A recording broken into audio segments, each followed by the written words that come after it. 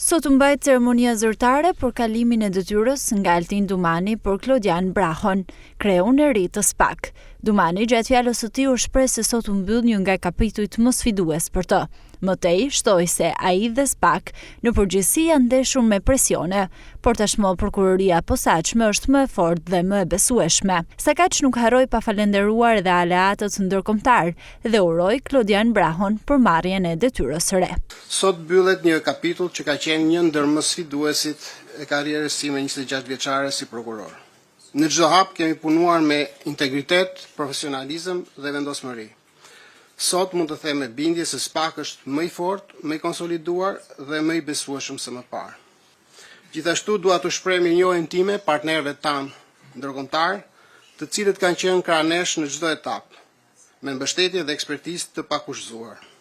I uroj shumë suksese zotit Brahon në detyrën e re dhe kam bindjen se ai do të mbështetet në mbi trashëgiminë 6 vjeçare duke e çuar përpara misionin e SPAK-ut me integritet dhe vendosmëri. Faleminderit dhe suksese zotit Brahon. Pasi Altin Dumani kaloi stafetën, kreu i ri i SPAK, Klodian Braho, ka folur për herë të parë pas marrjes zyrtare të detyrës. Ai tha se fokusi gjatë ushtrimit të detyrës do të jetë funksionimi i brendshëm dhe funksionimi i ligjit. Marrja e detyrës më shumë se një moment simbolik është angazhim për të respektuar kushtetutën dhe ligjin, për të mbrojtur pavarësinë e SPAK-ut dhe për të forcuar më tej besimin e qytetarëve. Falë mbështetjes së pakurrësyer të partnerëve ndërkombëtar, SPAK-u po forcohet si strukturë solide e ndjekjes penale.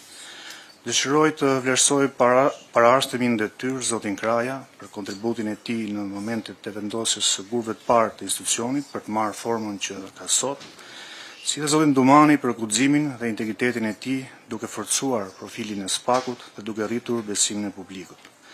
Në ushtrimin e kësaj detyre, fokusi im, siç edhe kam përmendur para Këshillar të Prokurisë, do të mbetet forcimi i funksionimit të brendshëm, respektimi rigoroz i standardeve ligjore dhe garantimi i pavarësisë së prokurorëve të posaçëm në ushtrimin e detyrës. Unë do të vazhdoj të komunikoj në mënyrë të qartë me media dhe publikun duke respektuar kornizën ligjore.